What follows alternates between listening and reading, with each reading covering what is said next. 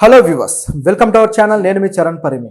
హిందీని దేశం మీద రుద్దడానికి మళ్ళీ అమిత్ షా కొత్త ప్రాజెక్ట్ అయితే మొదలుపెట్టాడు.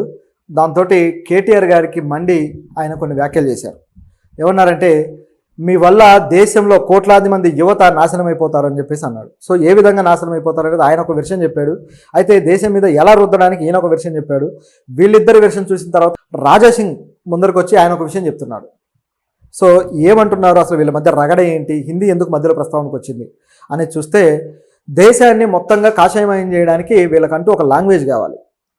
దానికోసం అమిత్ షా, మోదీ గారు ఎప్పటి నుంచో ప్రయత్నం చేస్తున్నారు. దేశానికి ఆత్మ లాంటిది హిందీ అని చెప్పేసి అమిత్ షా గారు చాలాసార్లు ప్రకటించారు. తమిళనాడుకు వెళ్ళి మీరు హిందీ నేర్చుకోండి అని చెప్పేసి వాళ్ళకు చెప్పాడు. వాళ్ళు అసలే హిందీ వ్యతిరేక ఉద్యమం చేసిన చరిత్ర ఉన్న వాళ్ళు, వాళ్ళకి మండింది. నన్ను బయలుదేరయ్యా అని చెప్పేసి పంపించేశారు. సో రామస్వామి గారి టైం నుంచి కూడా, పెరియార్ రామస్వామి టైం నుంచి కూడా ఈ హిందీ వ్యతిరేక ఉద్యమం మొదలై తమిళనాడులో విపరీతంగా వ్యతిరేకించడం జరిగింది. అంటే భాషే కదా, నేర్చుకుంటే ఏమవుతుంది, 4 భాషలు వస్తే బహుభాష కోవిదుడిగా గొప్ప ఇదవ్వచ్చు కదా అని అనుకోవచ్చు. అది నిజమే. కానీ ఒక ప్రాంతపు సంస్కృతిని, ఒక ప్రాంతపు భాషని, ఒక ప్రాంతపు సాంప్రదాయాలని, ఆ ప్రాంతపు అస్తిత్వాన్ని కూడా ఈ పరాయి భాష, పరాయి సంస్కృతితో వచ్చి ఆక్రమించే పరిస్థితి ఎప్పటికీ తేకూడదు. అలా తెస్తే మాత్రం ఖచ్చితంగా తీవ్రమైన పరిస్థితులు వస్తాయి.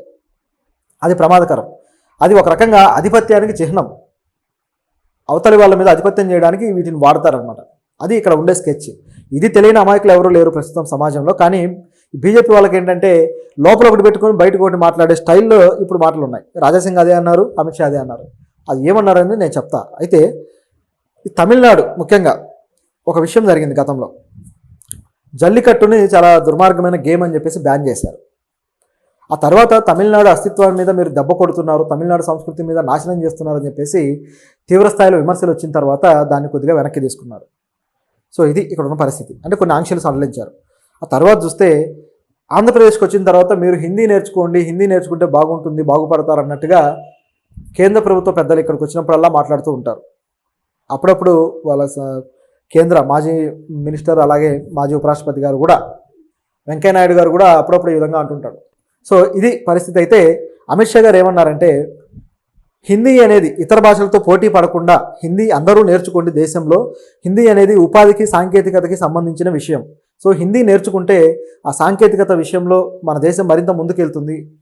ఎలాగంటే, ఈ సాంకేతికతని, హిందీని మనం క్లబ్ చేయబోతున్నాం, హిందీతో అనుసంధానించబోతున్నాము అని చెప్పేసి చెప్పడం జరిగింది.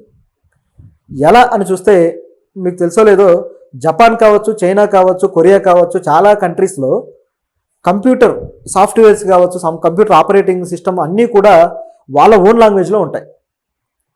సో వాళ్ళ ఓన్ లాంగ్వేజ్లోనే వాటిని ఆపరేట్ చేస్తూ ఉంటారు. వాళ్ళ సోషల్ మీడియా హ్యాండిల్స్ కావచ్చు, యాప్స్ కావచ్చు, చాలా వరకు వాళ్ళ సొంత లాంగ్వేజ్లో ఉంటాయి, నేటివ్ లాంగ్వేజ్లో. ఆ విధంగానే వాడుతూ ఉంటారు వాళ్ళు. సో ఇంగ్లీష్ వాళ్ళలాగా మొత్తానికి మన దేశంలాగా ఇంగ్లీష్ వాడరు. మరి ఇంగ్లీష్ రాదా అంటే, అక్కడ ఇంగ్లీష్ వస్తుంది, కానీ దేనికి పరిమితం చేయాలో దానికే చేస్తారు. సో టెక్నాలజీని, ఎడ్యుకేషన్ని కూడా వాళ్ళ సొంత లాంగ్వేజ్లో మాత్రమే బోధిస్తూ వెళ్ళడం వల్ల అక్కడ స్వతహాగా కొంత అభివృద్ధికి కూడా ఛాన్స్ దొరికింది. ఎందుకంటే ఇంగ్లీష్లో త్వరగా అందుకోలేని వాళ్ళు కూడా తమ సొంత భాషను ఈజీగా అందుకోగలరు. అది మాతృభాషగా ఉంటుంది కాబట్టి చాలా త్వరగా ఆలోచన తీరు కూడా మెరుగుపడి ముందుకు వెళ్ళే అవకాశం ఉంటుంది. అందుకే అందరినీ మాతృభాష చిన్నప్పటి నుంచి బాగా నేర్చుకోవాలి అని చెప్పి అంటుంటారు. థాట్ ప్రాసెస్ అనేది మాతృభాషలో నేర్చుకున్నప్పుడు అది మరింత బెటర్గా ఉంటుంది ఇతర భాషల్లో థాట్ ప్రాసెస్ కన్నా కూడా. ఇప్పుడు ఇంగ్లీష్ వాడికి అదే వాడి మాతృభాష, వాడు బాగానే ఆలోచిస్తాడు. మనమే వాళ్ళలాగా తయారవ్వాలని చెప్పి వేషాలు వేస్తుంటాం. అది లాంగ్వేజ్ బతుకుదెరువుకు అవసరమే, నేర్చుకోవాలి. కాకపోతే ఇక్కడ ఉండే కొన్ని రకాల పారామీటర్స్ని, కొన్ని రకాల కండిషన్స్ని కూడా అర్థం చేసుకోవాలి. ప్రపంచంతో పోటీ పడడం అంటే కేవలం డబ్బు సంపాదించడంలో పోటీ పడడం కాదు, అనేక విషయాల్లో. సరే, ఇది ఇలా ఉంటే ఇక అమిత్ షా గారు మాట్లాడిన మాటలు వాటిని ఒకసారి మనం గమనించి చూస్తే, ఇందులో హిందీ ఆధిపత్యానికి ఆయన ఎటువంటి ప్రయత్నం చేశాడో కనిపిస్తుంది. ఇప్పుడు ఎందుకు నేను మళ్ళీ రిలేటెడ్ విషయాలని చెబుతున్నానంటే, ఈ జపాన్ కావచ్చు, చైనా కావచ్చు, ఇది ఒక సంస్కృతులకు సంబంధించిన విషయం. భాష అనేది కేవలం ఏదో ఒక లాంగ్వేజ్ రాయడానికి, మాట్లాడడానికి పనికొస్తుంది అనుకుంటే పొరపాటు. అది సంస్కృతులకు సంబంధించిన విషయం, ఒక చారిత్రక అవసరం అది.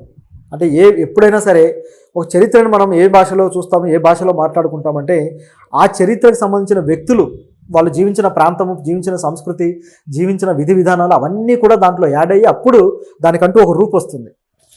అటువంటి భాషలో ఇప్పుడు శ్రీకృష్ణదేవరాయల గురించి మాట్లాడాలంటే మనం ఇంగ్లీష్లో చెబితే ఒకలా ఉంటుంది, తెలుగులో చెబితే మరోలా ఉంటుంది. ఆ డెప్త్ని మనం ఫీల్ అయితేనే వస్తుంది అది. సో అది ఆ భాషకు ఉన్న గొప్పదనం. ఏదైనా ఇంతే కొన్నిసార్లు సరే, ఇది విధంగా ఉంటే దీన్ని ఏదో రకంగా తగ్గించడానికి, అంటే మన సాంస్కృతిక వారసత్వాన్ని లేకపోతే మన అస్తిత్వాన్ని కూడా మనం ఫీల్ అవ్వకుండా చేయడానికి చేసే కుట్ర ఈ హిందీ తీసుకురావడం. ఇప్పుడు అమిత్ షా గారు ఇప్పుడు ఈ లాంగ్వేజ్ని హిందీతో మరి మిక్స్ చేస్తే బాగానే ఉంటుంది కదా, మరి చైనా జపాన్ లాగా మనం కూడా ముందుకెళ్ళొచ్చు కదా అని మీరు అనొచ్చు. ఒకవేళ ఆ విధంగా టెక్నాలజీని లాంగ్వేజ్ని ఈ విధంగా కొలాబరేట్ చేయాలి అంటే ప్రతి ఒక్కరి మాతృభాషలో చేయాలి. తెలుగులోనూ చేయాలి, తెలుగుని టెక్నాలజీతో లింక్ చేయడం, అదేవిధంగా తమిళ్ని చేయాలి, అలాగే మిగతా భాషలను కూడా. కేవలం హిందీతోనే చేస్తామంటే దాని అర్థం ఏంటి? కేంద్ర ప్రభుత్వం వాళ్ళకి ఏ భాష అయితే వచ్చో, వాళ్ళు ఏ భాష మాత్రమే మాట్లాడగలరో ఆ భాషనే మిగతా వాళ్ళ మీద రుద్ది వాళ్ళు నేర్చుకొని వాళ్ళ ఆదేశాలు వినేలాగా చేయడం కోసం చేస్తున్న ప్రోగ్రామ్ ఇదంతా. అంటే అప్పుడు అందరూ నేర్చుకున్నాక మోదీ గారు ఢిల్లీ నుంచి కాన్ఫరెన్స్లో మాట్లాడినా సరే ఇక్కడ ఆంధ్రప్రదేశ్లో మారుమూల ప్రాంతంలో ఉన్నవాడికి కూడా రియాక్షన్ వస్తుందన్నమాట. ఎందుకంటే వాడికి హిందీ వచ్చు కాబట్టి. అక్కడి నుంచే హిందుత్వం మీద దాడి జరుగుతుంది అనగానే ఇక్కడ నుంచి రియాక్ట్ అయిపోతారు ప్రజలు అనేది వీళ్ళ స్కెచ్. కానీ అంత దూరం తీసుకువెళితే మరింత ప్రమాదకరంగా తయారవుతుంది. భాష అనేది ప్రజల వ్యక్తిగత విషయం. వాళ్ళు నేర్చుకోవాలనుకుంటే నేర్చుకుంటారు, లేకపోతే లేదు, అది వాళ్ళ ఇష్టం. మరొకటి, వాళ్ళకు నచ్చిన భాషలు కూడా నేర్చుకునే స్వేచ్ఛ వాళ్ళకు ఉంది. హిందీనే నేర్చుకోవాలని లేదు.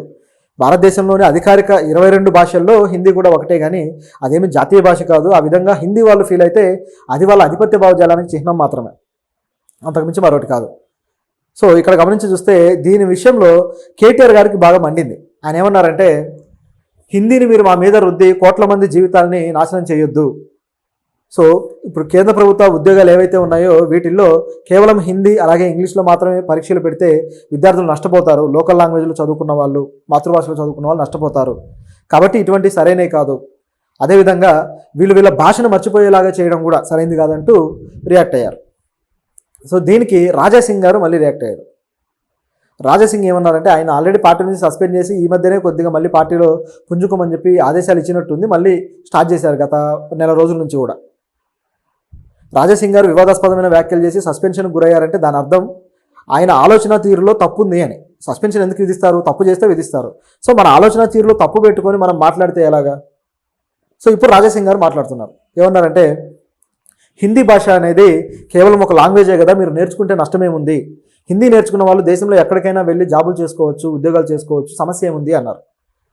ఆ పని హిందీ నేర్చుకున్న వాళ్ళే కాదు, ఇంగ్లీష్ నేర్చుకున్న వాళ్ళు కూడా చేస్తున్నారు. ఏ సమస్య లేదు. ఎక్కడికి వెళ్ళినా సరే కొద్ది గొప్ప వచ్చిన ఇంగ్లీష్లో నడిపిస్తున్నారు. దానిలో ప్రాబ్లం ఏముంది? హిందీ ఎందుకు నేర్చుకోవాలి? హిందీ వాళ్ళు ఈ ప్రాంతానికి వచ్చి తెలుగు నేర్చుకుంటున్నారా? మరి తెలుగు నేర్చుకోవడానికి మరి వాళ్ళు ప్రభుత్వం ఏదైతే కేంద్ర ప్రభుత్వం ఉందో అటువంటి ఆదేశాలు ఏమైనా జారీ చేసిందా? సౌత్ స్టేట్స్ వాళ్ళు లేకపోతే ఇతర స్టేట్స్ వాళ్ళు హిందీ బెల్ట్ స్టేట్స్కి వెళ్ళినప్పుడు మాట్లాడతారు, హిందీ బాగానే ఉంది, ఖచ్చితంగా నేర్చుకుంటారు. కానీ అక్కడి నుంచి ఇక్కడికి వచ్చినప్పుడు వాళ్ళు తెలుగు నేర్చుకొని ఇక్కడ ప్రజలతో మమేకం అవుతున్నారా? వాళ్ళు జాబ్ కోసమే ఇక్కడికి వచ్చినప్పుడు లేదు, మేము మా భాషలోనే మాట్లాడతాం, మీరు మా భాషలోనే మాట్లాడండి అనటం ఆధిపత్యం కాకపోతే మరేంటి? ఇటువంటి వివాదాలు చాలా జరిగాయి. కర్ణాటకలో కూడా ఆటో డ్రైవర్లతోటి కొంతమంది హిందీ వాళ్ళు ఈ విధంగా వెళ్తున్నప్పుడు క్యాబ్ డ్రైవర్లతోటి హిందీలో మాట్లాడితే లేదు కన్నడలో మాట్లాడండి, నాకు హిందీ రాదంటే అతను వాళ్ళు ఒప్పుకోలేదు. అదేంటి, నువ్వు నేర్చుకొని ఉండాలి కదా, ఇది జాతీయ భాష కదా అంటాడు. మరి వాడు చదువుకున్నాడో లేదో కూడా తెలియదు. మళ్ళీ సాఫ్ట్వేర్ ఎంప్లాయీ లాగా ఉన్నాడు చూస్తే. అంటే బెంగళూరులో ఎక్కువగా ఇప్పుడు సాఫ్ట్వేర్ ఎంప్లాయీస్ నార్త్ నుంచి కూడా వస్తుంటారు కాబట్టి అటువంటి వ్యక్తి అనుకుంటా. జాతీయ భాష కదా అంట, పుస్తకాల్లో చదివితే కదా అది అర్థమయ్యేది. సో మొత్తానికి అతను గట్టి కౌంటర్ ఇచ్చాడు.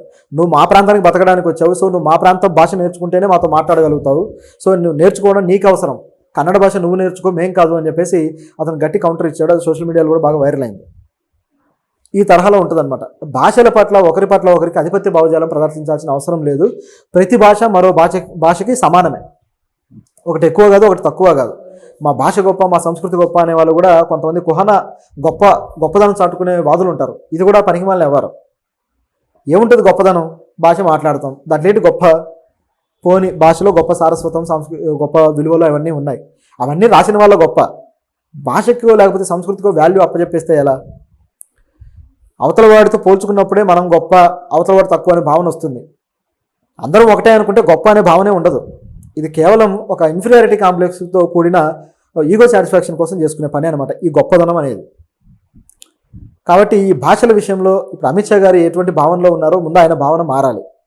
అలాగే సౌత్ నుంచి కూడా దీని విషయంలో కొద్దిగా తిరుగుబాటు అనేది రావాలి. సౌత్ స్టేట్స్ దీన్ని వ్యతిరేకించాలి గట్టిగా. నేను కూడా స్కూల్లో చదువుకున్న హిందీ, స్కూల్ డేస్ అంతా హిందీనే.